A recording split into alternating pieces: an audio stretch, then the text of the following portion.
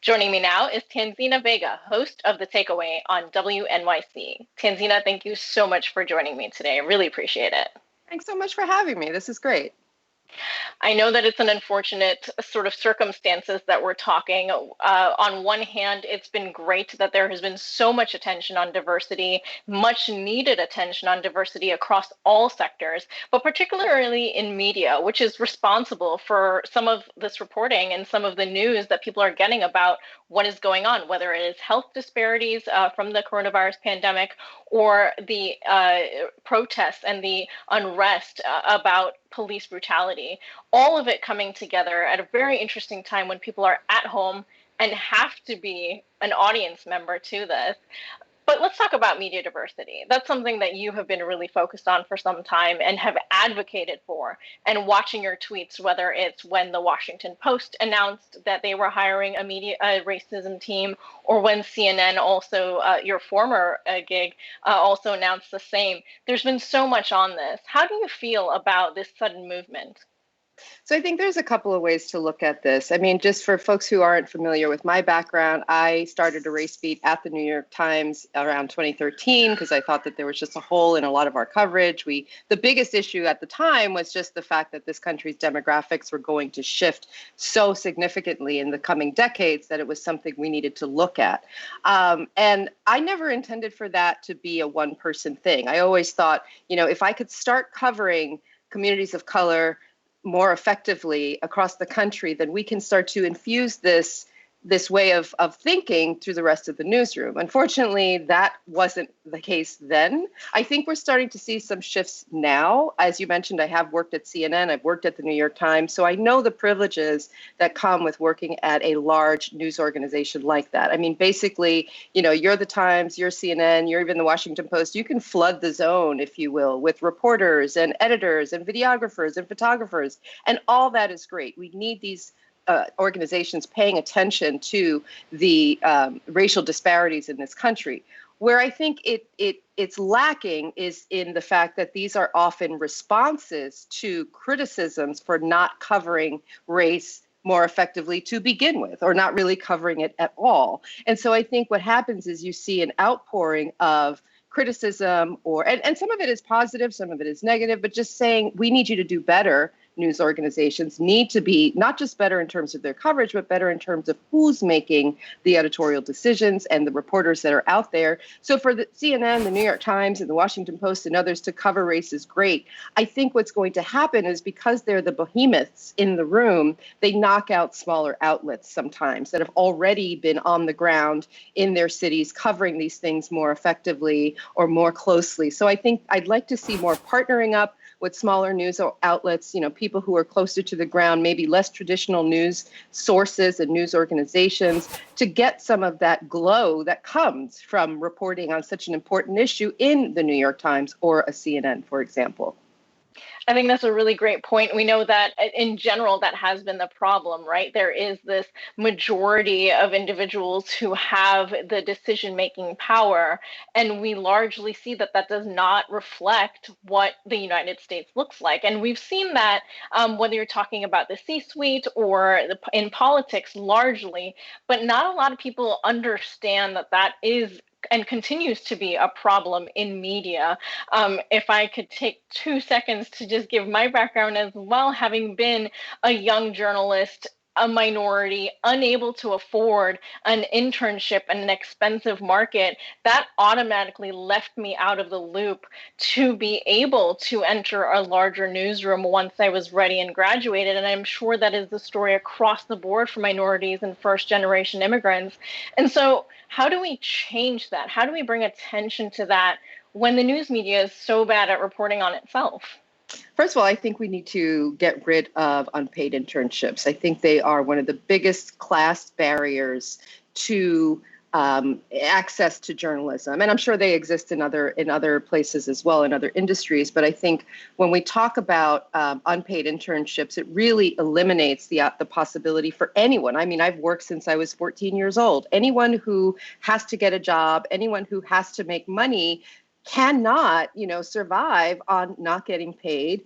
And you're also thinking about like a city like New York, which is not cheap, or living in San Francisco, for example, living in Los Angeles, living in Miami. None of these places are necessarily affordable. It's also just wrong. I mean, we use interns so much. A lot of the interns that I work with, particularly on our show now, I've been an intern in the past, are used to go out and do the job of journalism. So we should be paying them accordingly. It's an amazing training ground, but often it's rife with friends of colleagues or people who know somebody to get in, and they really replicate the same systems of privilege that we see in other organizations, which make it even harder for news organizations to diversify.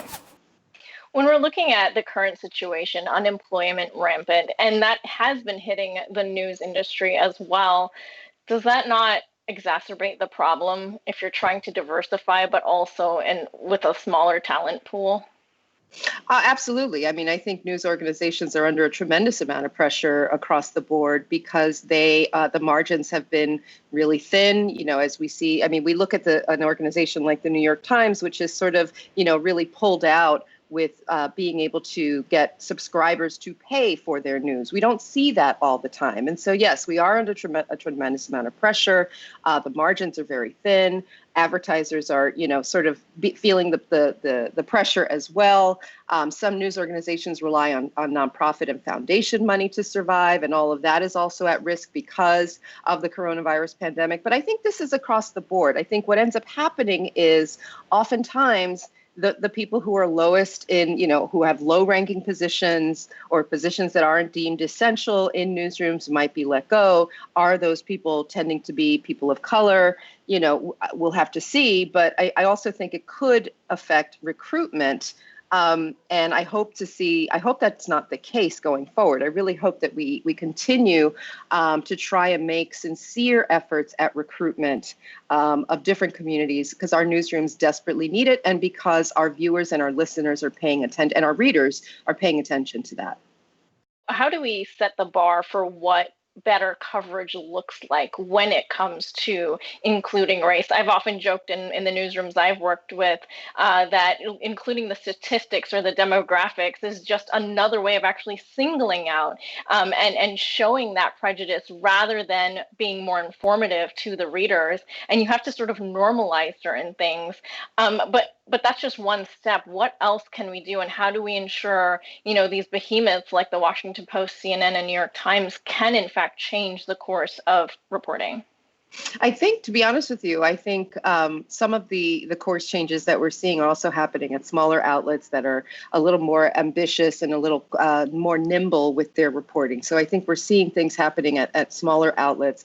But I do think it's important to your point about data. One of the things I kept driving home, in particular at CNN, was the racial wealth gap. And people would say to me, this can't be right. These numbers just can't be right. And I said, well, they are. White Americans on average tend to have 10 to 13 times the wealth that Black and Latino Americans have, right? And so when we look at those numbers, that in and of itself is just, when you see that on a chart or in a graph, you think that just can't be right. And it's so stark that it really tells its own story. I created an entire coverage area based on the racial wealth gap over at CNN. So that's the first part. I really think looking at the discrepancies and the disparities, because some people will say, oh, that's just all in your head. Well, in fact, it's not in your head. The data tell the story. And if you look closely in every single area that we're talking about, whether it's police reform, whether it's healthcare, whether it's economic inequality, Black and brown Americans largely fall very far behind from white Americans. And that really also connects to the history of this country. We started with chattel slavery. We started with how you go from chattel slavery to economic equality is almost impossible. You can't do that, right, without some serious look at our history and a look at how we've siphoned off wealth from different communities. So we need to have a real reckoning, a historical reckoning, reckoning so that we all understand the real history, the full and complete history of this country, and the impact that that has had long term on many of the issues that we see today. It's sad, but it's not surprising that even with the coronavirus, Black and Latino and Native populations have been more severely affected in terms of infection rate and in terms of death. So we have to remember that these things play out in all areas of life, and that's where good journalism, I think, begins. Fair enough. I wonder where you are now. You've elevated yourself, your brand, your platform so well on these topics and been able to be such a strong voice for people who need to hear all of this. I'll say right now on the takeaway, we've got 3 million listeners, nearly 3 million listeners across the country that hear me every day. It's a platform of public radio that I've frankly, I'm new to in many ways, and the audiences are new to me. So, I've been able to leave my mark in print and in television, to a certain extent, digital, and definitely now in public media. So I never say no to an opportunity. I think part of the success that I've had is always having an open mind to different opportunities and different ways of thinking about media. And I think that only makes you stronger. I often tell young journalists, don't limit yourself to the one thing that you think you want to do. Be open to the opportunities that can present themselves, and you'd be surprised at how your skills can translate across platforms. Because at the end of the day, we're talking about being a good journalist, and that is standard. And if you can do that across platforms, you're in pretty good shape. Chase the job, not the brand, right? That's right. That's right. Tanzina Vega, host of The Takeaway on WNYC. Thank you so much. Thank you so much. It was great chatting with you.